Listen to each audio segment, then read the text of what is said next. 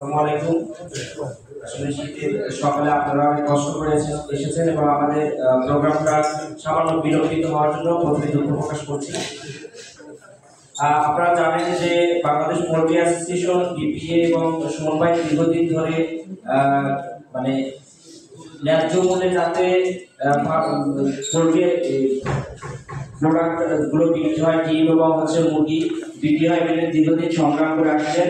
এবং আপনারা জানেন যে প্রতিনিয়ত আমাদের এই বাজারটা অস্থিতিশীল হচ্ছে, কখনো 300 টাকায় যাচ্ছে, আবার কখনো হচ্ছে 170 টাকায় নামছে। তো এই অস্থিতিশীলতার পাশাপাশি জিনিসটা আপনারা খেয়াল করবেন যে এখন বর্তমানে দ্রব্যমূল্যটা একটু কম, কিন্তু কিছুদিন আগেও আমরা দেখেছি যে আলু 400 টাকা, মরিচ 300 টাকা, এমনকি 2023 সালে একটা মরিচ হচ্ছে 1200 টাকা পর্যন্ত উঠেছিল।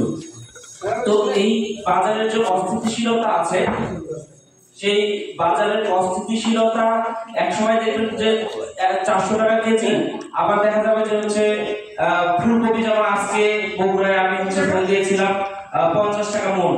আমাদের বগুড়ায় 42 কেজিতে এক মন ওনারা দেন 50 টাকা। তার মানে এখানে কৃষক মাত্র 1 টাকা থেকে 1 টাকা 20 পয়সা প্রতি কেজিতে পাচ্ছে। তো এই যে বাজার ব্যবস্থাপনা নিয়ে একটা চক্র সবসময় কাজ করছে।